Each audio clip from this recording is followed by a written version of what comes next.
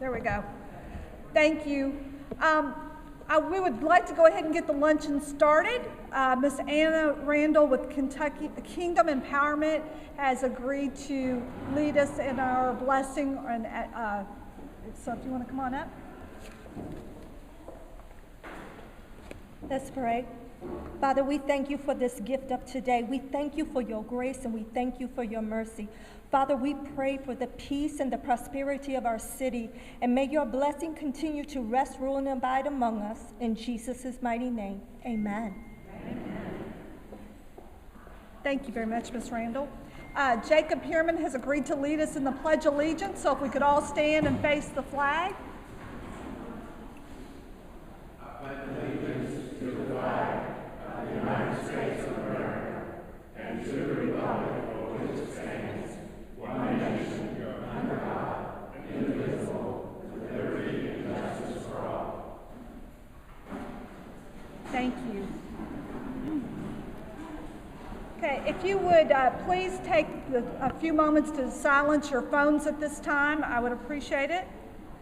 We would like to welcome everyone that's here today. I know our crowd's just a little thinner than usual. It is fall break, so thank you all very much for being here. We appreciate your attendance. We have several dignitaries in the crowd with us today. I marked a few off thinking they weren't going to be here and you showed up, so if I missed your name, please raise your hand. In attendance with us today, we have Judge Harry Berry. We have Hardin County's Judge Executive Daniel London, sorry, I can't get all that out. Daniel London. Brian Smith with U.S. Representative Brett Guthrie's office. I saw Ms. Barbara Baker walk in, City Councilman Barbara Baker for City of Radcliffe. We have Major General Retired Bill Behrens with us today. And we have State Representative Nancy Tate. Thank you all very much for showing up today. At this time, I'm going to call Barry Saylor forward to announce our guest speaker for today.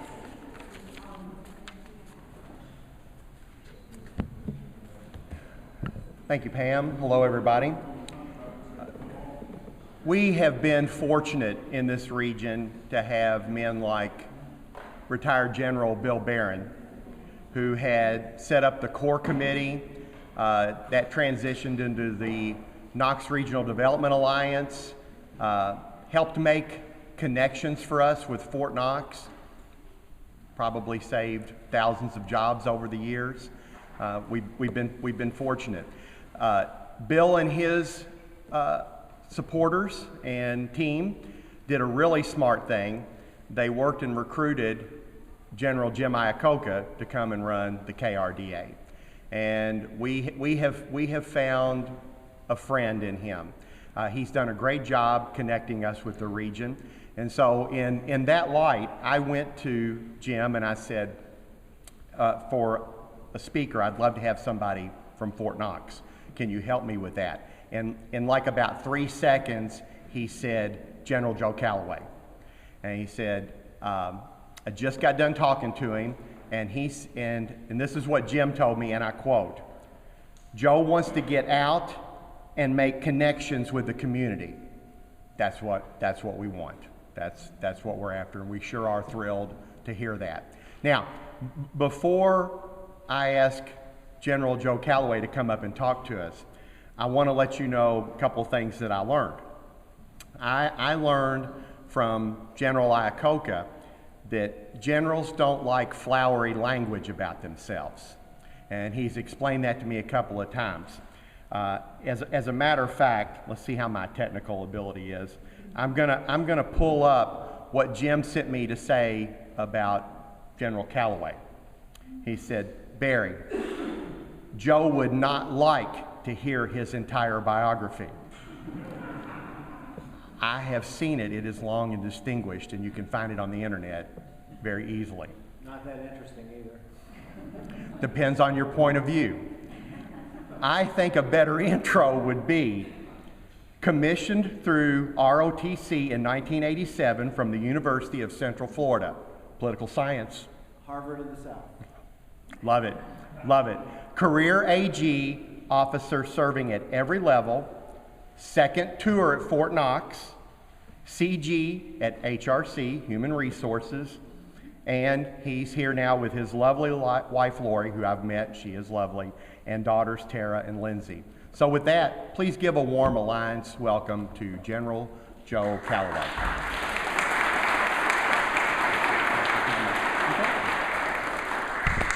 You guys doing okay?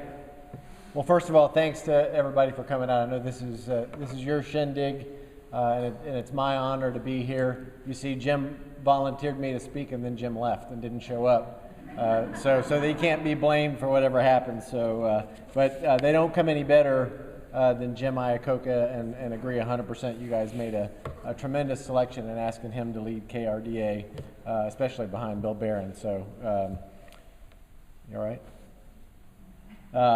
So I woke up this morning, I read an article in the paper, and the article was about this young man who just turned 18, and he is on his way to Afghanistan. And the article was about the fact that this young man was born the year that the war in Afghanistan started, and now here he is 18 years later. He's lived his entire life during a period where the country's been at war, and now he's off to Afghanistan.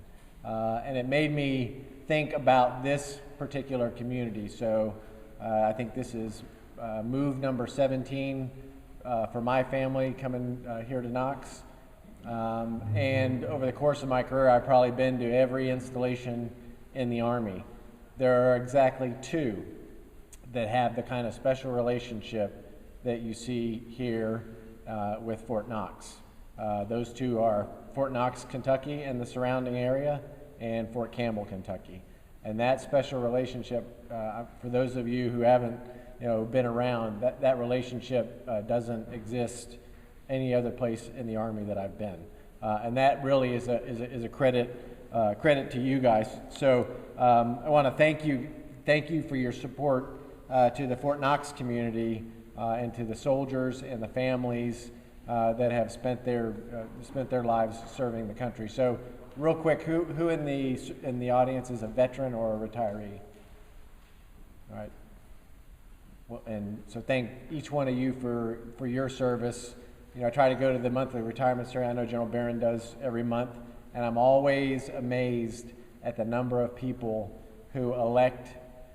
You came from D.C. and you go to a retirement ceremony, and they're retiring all over the country. But when you come here, I would say every month, probably 75% of the retirees are retiring in Radcliffe, Vine Grove, Elizabethtown, and maybe the outsiders are going to Louisville. And there's a good reason for that. And the reason for that is the people. Yes, it's a low cost of living, and you can come up with 1,000 reasons. But people choose to live somewhere because of the kind of people that they're going to get to live around. And that's, I think, what really makes this special. And I get it proved to me every day. So this morning was no example. I go into work at 6:30, and I'm on my way into the building, and you can hardly see because it's really foggy, and some guy emerges from the fog. He's going for a morning walk. I don't know why at 6:30, but he comes out. He says, "Hey, good morning. How are you?" And I'm like, "Hey, good morning. How are you?" I go into the building, and there's a lady getting out of the elevator, and she says, "Hey, good morning, how are you?" I'm like, "Well, good morning, how are you?" And then I'm walking down the hallway, and we were walking down the hallway, and some guy, from here to the door says, "Hey, good morning, Sergeant Major, how are you?" I'm like, "Hey, good morning, how are you?" But my point in that is I don't think I ever had anybody, and I've had 5 tours in the Pentagon because I'm a really slow learner. In 5 tours to the Pentagon, I don't think anyone ever said good morning to me on my way from my car to the building. And if you were in the building and you said good morning to someone, the automatic look you get is you're either a sociopath, an idiot, or a serial killer, and I don't want anything to do with you. And that's kind of a joke, but it's there's a lot for any of you that have been in DC. You kind of get what that vibe is. Real quick, what does HRC? Anybody here know absolutely zero about what Human Resources Command does? You guys have a little bit of idea of what it is. So, Human Resources Command is 3,500, 3,600, whatever it is, depending on whichever day you show up. But about 3,500 people, and our mission is separated into two basic categories: readiness. And that means ensuring that you have the right person at the right place with the right skills at the right time. That's one, all over the world. And then secondly, it's providing human resources, services, and support to a community that's about 5.6 million people. So that's not just people that are in the military, that's all the retirees, all the veterans, and all those sorts of things. I'll talk a little bit about that. And we do that through 5 different directorates. Anybody here have friends, family, relatives that work in HRC? Oh, I got here. All right, I got to go. I'll see you later. Yeah, that's pretty good. Wow, that's pretty amazing. So we have the Officer Personnel Management Directorate. So they are responsible for managing about 87,000 officers of all branches except for chaplains and JAG Corps guys and gals. And so in that population, about 1/2 of them move every year. And then we have the Enlisted Personnel Management Directorate. They manage 375 or 85,000 folks, and in that population, about 1/3 of them move every year. And then among them, you're trying to get all those folks to the units based on what their mission is, based on what their priority of fill is, while you're also making sure that those who are married Army couples don't get separated unless it's absolutely necessary. If they have an exceptional family member, that wherever they're going, they have the services available to provide to those folks, and that people are going on tours to Korea or tours to Afghanistan at as much of an equitable rate as is possible. So that is extremely complicated work to try to get all that right. We also manage the Army's reserve component, or a portion of the Army's reserve component personnel. So we are now standing up a directorate that's been dispersed among EPMD, OPMD, the 2 directorates I just talked about, so to manage the reserve component population. So all the folks that are in the active guard and reserve, and then providing services to the 87,000 people that are in the IRR, and those that work in troop program units or who drill on the weekends. So, and that directorate actually stood up the 1st of October. So a little bit of change in what our structure is. Then we also have what they call the Adjutant General Directorate, which my good friend Jim Iacocca, when he retired, that's the position he retired out of. So they do 125 promotion and selection boards. So anybody promoted in the Army or selected to go to a battalion or brigade command, they run all the boards that those folks appear before. They do about 400,000 performance evaluations a year, make sure that they are administratively correct, legally correct, and then put in the person's official records. They are the Military Postal Service Agency executive agent. So 77 million tons of mail get moved every year, and they're responsible for that. They do about 350,000 veterans inquiries a year. So this is this little place that I never knew existed. I'd been in HRC before, and someone says, hey, let's go down to the HRC. Anybody's relatives work in the HRC, the HR Support Center? So I'm like, hey, I've been in the building. I've never even heard of it. I've been in the Army 32 years, didn't know it existed. And I'm an AG guy, so that's pretty bad. And so they take me down there, and there's a room full of people, and it was 2 o'clock in the afternoon, and I still remember looking up on the wall, and on the wall is a counter that counts the number of phone calls that they've answered that year, or that day rather. At 2 o'clock in the afternoon, they had answered 1,478 calls from veterans all around the country. And those calls range from, I have a pistol and I'm going to commit suicide, to, and the call I got on is, I'm a homeless veteran and I haven't had a meal for X number of days, and I have nowhere to sleep. Can you help me? So it's a room full of 60 people, and that's what they do all. They say, hey, that's awesome. I had no idea that existed, and so they're serving not only the community here, but actually, veterans and service members all around the world. They do about $145 million a year in tuition assistance, making sure soldiers have the opportunity to continue their education, and then also do what we call one of the very few truly zero defect missions that we have, is making sure that casualty notifications occur to families whose loved ones were killed on active duty, whether it's in combat or otherwise.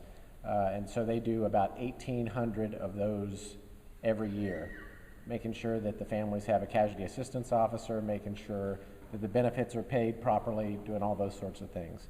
And then lastly, the other directorate we have is the Information Systems Directorate.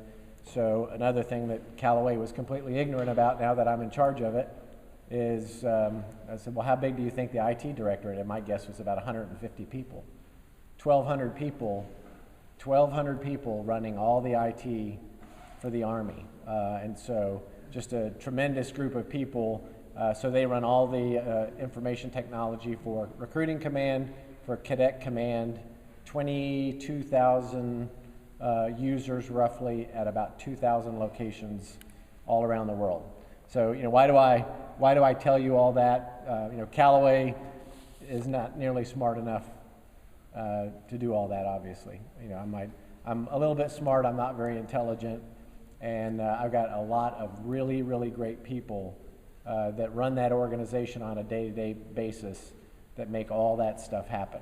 And a lot of those people, as you know, they reside in your communities, they support your businesses, and or they will eventually work in your businesses, or their spouses and family members will work in your businesses as well. And so it's a big organization, but just like you, we have the exact same challenges that you do as small business owners. So here's my, it's not my speech. So someone was a little concerned when I walked in with this, like, oh my God, is that his speech? This is what we call our defense, it's Equal Opportunity Climate Survey. So here's 337 pages of what our employees are thinking about. Here's all the problems we see, all that kind of stuff. So, I, of course, take the time to read through it. Some of it's a little alarming, and, some of it is just day-to-day problems with, why people love, hate, or are indifferent, or whatever the case may be. But it sort of comes down to a couple of basic tenets. So no matter if you have 2 employees or 202, it doesn't matter. We've got 3,500, but it still comes sort of down to the same principles of leadership. It's, do you trust your employees? Are you loyal? Do you genuinely care about them? Do you treat them with dignity and respect? And that's what that book is absolutely full of. I'll tell it's almost hunting season. So there's this turkey, and he's a little bit older, and he's out in the field, and he's wandering around. He's kind of feeling sorry for himself, and comes across this bull. And the bull says, hey, how's it going? He says, well, I'll tell you, it's not going so good. I don't feel great. He says, I've been wanting to see that beautiful sunrise, but I just can't get high enough up in this tree over here to see the sunrise. And so the bull says, well, hey, let me help you out. So he says, my dung is full of nutrients. So this is a little off color, but there's a point. He says it's full of nutrients, and it might give you the energy you need. So the turkey says, hey, I have nothing to lose, so I'll try it. So he pecks at it a little bit and walks over to the tree, and he jumps up and he's like, hey, that's awesome. I'm in the first branch. This is great. So the next morning, he says, not quite high enough yet. So the next morning, he talks to the bull. He says, hey, that actually made me feel better. I think I had a little bit more energy. He said, well, hey, try it again. Try a little more, see what happens. So he tries it. He goes over to the tree again, and he jumps all the way up to the second branch, and he's a little higher. And he says, one more, and I think I'm going to be good to go. So the next morning, he tries the same thing, has a little bit of the stuff, and wanders over the tree, and boom, he's at the third branch. beautiful sunrise. He says, hey, it doesn't get any better than this. And about that time, a farmer about 100 yards away, sitting on his front porch, takes out his gun and shoots him out of the top of the tree. So who knows the moral of the story? So, anybody heard this one? I'm surprised no one's heard this. All right. BS will get you to the top, but it won't keep you there. All right? So my point in telling you that, my point in telling you that is, you guys are all leaders, every single person in this room, and your employees know, hey, do you genuinely care, or is it all a bunch of boss BS? Right? They know. There's no fooling them about that. To give you a quick example of Calloway's personal life, I'm a young captain. I'm 28 years old, and I show up in Germany, and I'm really excited because I'm going to be a company commander. This is awesome. And I go into my boss's office, and he's a 2-star general. He's this old guy who, in my mind, his life was over. It's not true. That's not true anymore. But I'm like, man, this dude's old. His life's over. This, that, and the other. And he said, well, you've probably already heard I'm the biggest such and such you'll ever meet in your life. I'm going to cuss at you. I'm going to cuss at you on a regular basis. I'm going to yell at you. This, that, and the other. And he goes on. And he was true to his word 100%. So he would call it 2-star general. I'm a young kid, and he would call. He would say, F-bombs left and right. Get your effing you-know-what up here. Bring your sorry effing first sergeant with you, and this, that, and the other. And then we go in there, and he would just level us. And I'm like, wow. So my first sergeant, who's old and wise, he's probably 40 years old or so, we'd walk out from one of these lashings, and he goes, "Whew, sir, I'm glad he was talking to you, because if that was me, I would have wet myself." Yeah, and oddly enough, that had zero impact. I'm a kid. That had no impact on me whatsoever. I could not possibly have cared less what this guy had to say. I'm like, are you serious? I said, literally no impact on me. I said, if that guy's a 2-star general, if he can't just ask me what he wants to have done or express why can't you do this, then that guy's completely lost control. And the flip side of that is my next boss after that, who called me in one time and says, hey, this was really important to the team, and I trust you more than anybody, and you let me down. Now, which guy are you going to work harder for, right? The first guy or the last guy? So, what do your employees want? They want your trust. They want you to treat them with dignity and respect. They want your loyalty, and they want you to give them a little responsibility. And that's all that young soldiers ask for. And I'm sure the same thing is true in your population. Same sort of thing. So. Again, I realize the dynamic may be different in a private business than it is, I have a little bit more legal authority probably than you do, but you've got lots of tools at your disposal, and they're the same tools that any sort of leader has. So I read a good quote. It said that the true professional does not make the obscure conscious of their obscurity. Right? Does not make the poor conscious of their poverty, and does not make the infirmed conscious of their infirmity. I mean, I thought that was a really, really good quote. Again, especially if you're in a business where you have lots of young kids who, are getting their first job kind of thing. You may have people in your population that are like that. Trust them. I've worked for lots of bosses or know lots of people who just absolutely don't trust anybody. No one. What a miserable way to go through life, and it's just totally counterproductive. One, your employees need your trust, and the more you trust them, the harder they're going to work for you. That doesn't mean that when they, my sort of motto is, hey, I'm going to trust you till you prove me wrong at least once. depending on what it is, you might be able to prove me wrong twice or whatever the case may be. But otherwise, I'm going to trust you, and hopefully you guys would do the same thing. 32 years, at least, I was enlisted first, so I had 3.5 years of enlisted time, and 35.5 years in the Army. I've literally yelled at somebody one time in my entire life. And there were probably times where I probably should have, but again, you guys are leaders. Once you go over that envelope, you've lost control of the situation, and just like the young captain who looked up at the two-star, they're going to lose respect for you. Treat people with dignity and respect. I would say, never put yourself in a position where you're demeaning somebody publicly. It doesn't mean that you don't have to take care of business, because you're in business. You still have to take action, but how you do that speaks volumes about who you are as a leader, and also, even if you're selfish, it's how do the other employees view how you're treating their peers, realizing that they may be treated the same way. So I was in the Pentagon last time, and this young lady walks up to me, and she goes, "Hey, sir," and I'm going through the Rolodex of 17 assignments, like, oh my gosh, where do I know this person from? And she goes, "You may not remember me." And I'm like, I know you, but I have no idea where I know you from. She goes, "My husband worked for you when you were a major."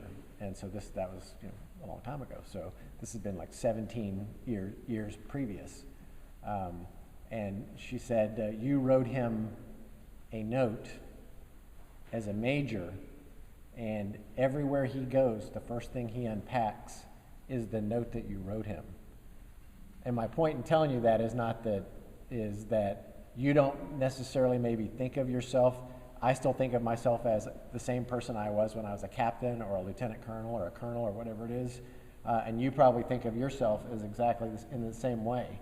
But you don't realize that the people that it's hard to get your head wrapped around that the people working for you look up to you, and they look up to you as, oh, that's the boss.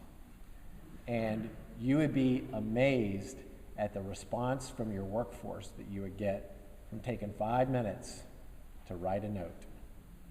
And the unbelievable amount of appreciation and sense of pride that your employees will get. Then all of a sudden the other guy's like, I'm gonna get me a note from the boss, kind of thing. So I would just encourage you, that's a very small thing you can do, to recognize them. Be fair and consistent in rewards and punishment. I mean, that's kind of anybody know what a BFO is? Who knows what a BFO? Sir, you know what a BFO is? All right, so this is another term you can use in your business. Blinding flash of the obvious, right? You got to have an acronym. So all this stuff is sort of blinding flashes of the obvious, but people don't do it. So in the military, about 28% of the lieutenant colonels who think they're competitive enough to get selected for battalion command actually get selected. They opt in, and about 18% of the colonels. But among those, what's the number one cause that people get relieved? So these are the people who are the most successful people in their career. Same thing for sergeants major. What's the thing that you think gets them relieved of their duties most frequently? What's your guess? Anybody got a guess? Attitude? Ma'am? Well, that's true too.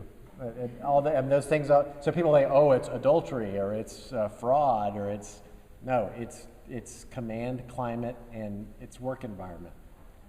Because these people lose sight of what looks right and don't treat people well, and that's what takes these very capable 65% about of all the people that get relieved of those duties for those, they're relieved because they don't have the right command climate.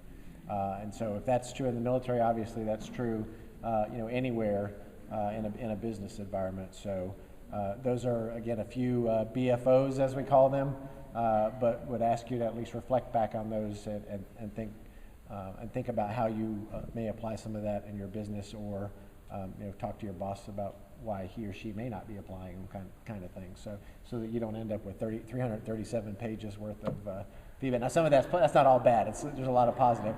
So, but important, and obviously ask for feedback. So, again, I want to thank you guys for the tremendous support that you give to Fort Knox, the great example you set for all the other members of the Radcliffe community and the surrounding communities, for everything that you do for soldiers' families and for the local citizens. It was an honor to talk to you today, and if anybody wants to ask me any questions, you guys, I'll open up the floor for anything that you may be curious about.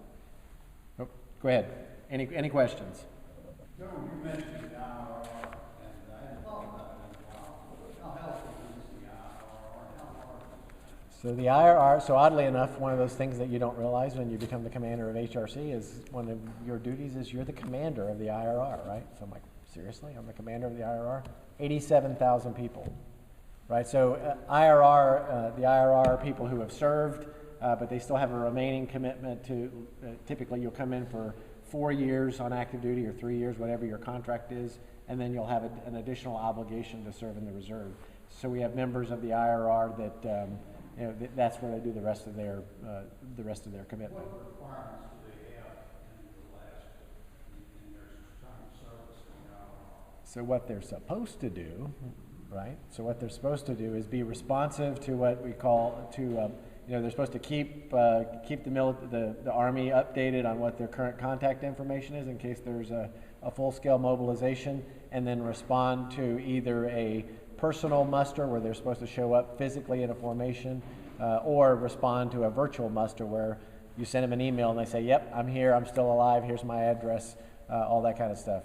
We have a lot of work. There are a lot of people who don't want to be found.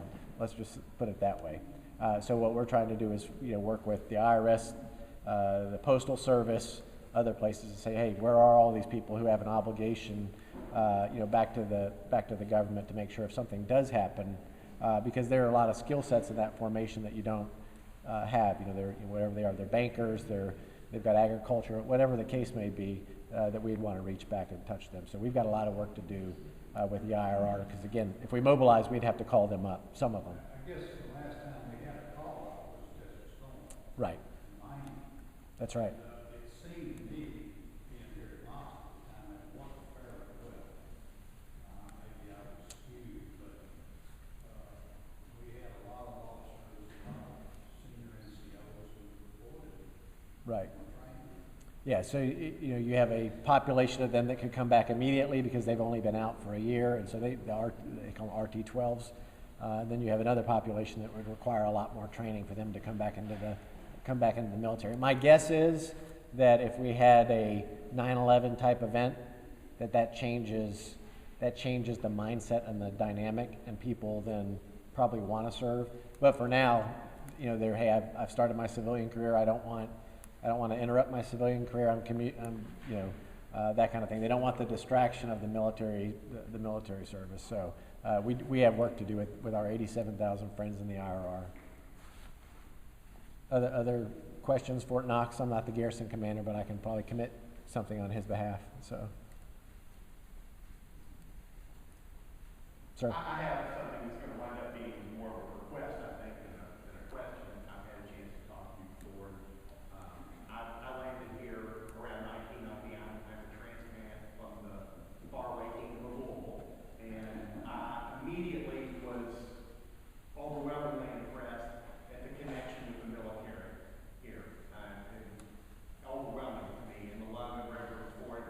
And so you see the people in this room, and everybody in here wants Kentucky to be better, they want Hardin County to be better, and they want Radcliffe to be better. I've been impressed by what you said today, so we have people that pass through our direction. So our request is, over the time that you're here, is suggestions, comments. We love to hear from people. What can we do better? What do we need to do that we're not doing? What do you think? What do you see? And I'm not trying to put you on the spot right now. That's a tough question to look at somebody and do. So it's more of a request as we go into the future. Yeah, again, the first thing I say, be exactly the community and the kind of people you are that caused that relationship with Fort Knox to occur just like it did. I mean, it's awesome. I mean, again, I'm not kidding. That doesn't exist in other places. So I think that's square one. And then from the the business aspect, so we're trying to do more with General Evans, he's the installation commander, to make sure we're reaching out. I think we're going to have all the mayors from like every surrounding county over to HRC, just so people kind of know what we do. Try to reach out and make sure that the connection with the community stays strong. So we have homework to get back to you. Any others? Okay, I appreciate you guys' time, and again, thanks for what you're doing.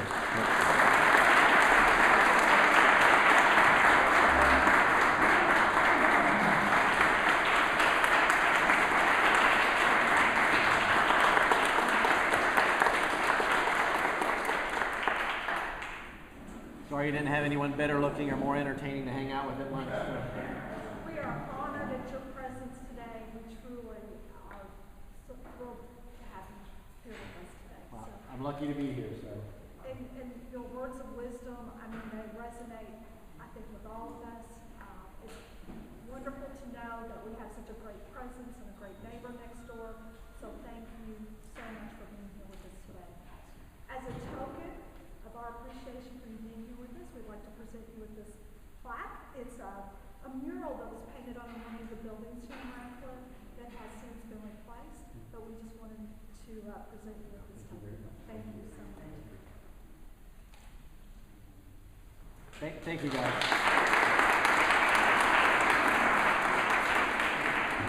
I thought it was a paddle, so I was a little concerned.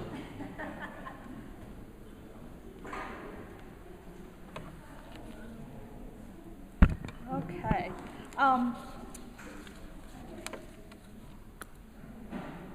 It's kind of hard to follow that. I mean, that was such a great message. I don't even know where to start. At this point, I'd like to talk about some upcoming events that we have taking place. We don't have a whole lot on the agenda, but Beautifully Bare Laser is hosting a Fall in Love with Yourself open house on October the 10th. So that's Thursday night this week at 6 o'clock. They're located at 347 North Wilson Road.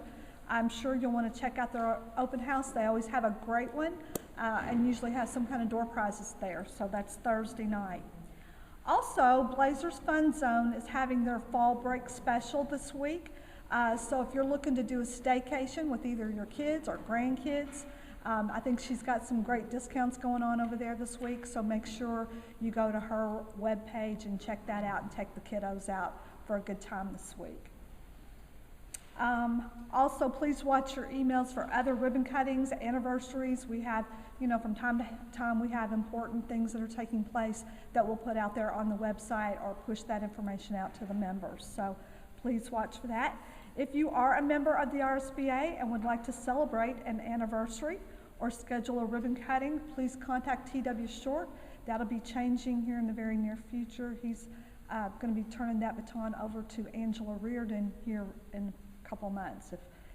They're kind of tag teaming right now. So, but that information can be found on the RSBA website. So please go check that out if you're looking to do something like that. We want to take a few moments to thank Kim and Lee's Famous Recipe for providing today's lunch. So thank you to them. So if you still have your door prize tickets, our door prize today is a fall wreath from Helen's Flowers. Oh, I'm sorry.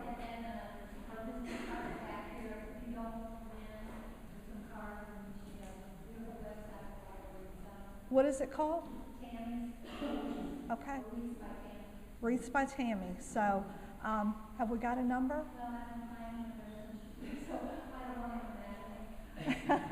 Do you want to?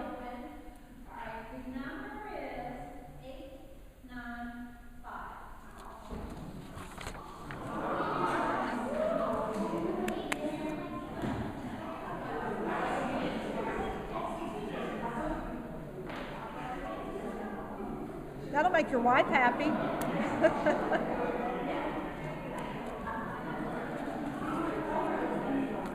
Is that it? Okay. Toshi Merle is always taking applications for luncheon sponsors, so if you're looking to do a sponsorship, please see Miss Toshi.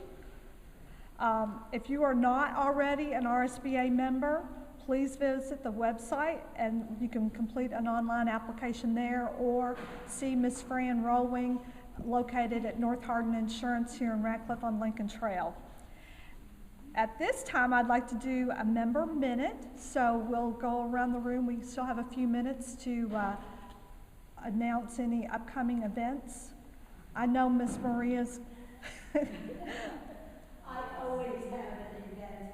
On November 1st and November 2nd, the Fort Knox Women's Club will be hosting their holiday bazaar at the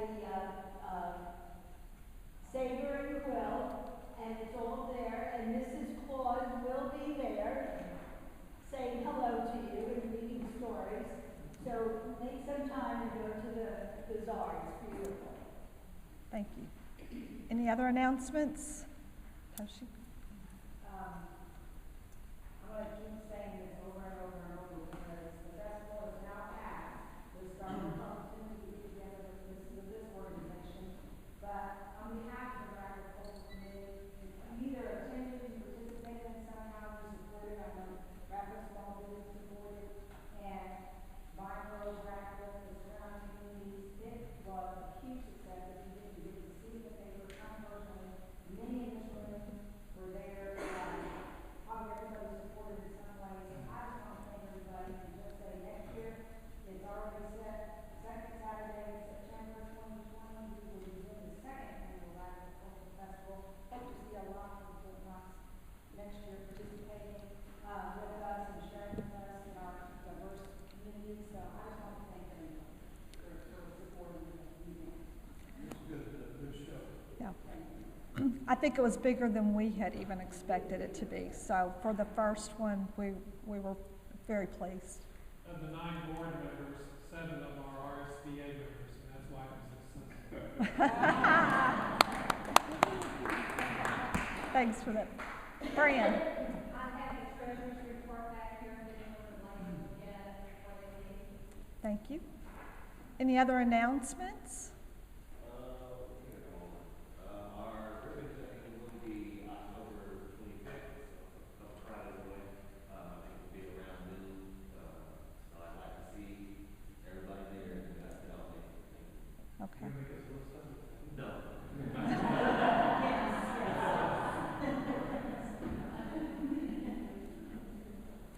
Any other announcements?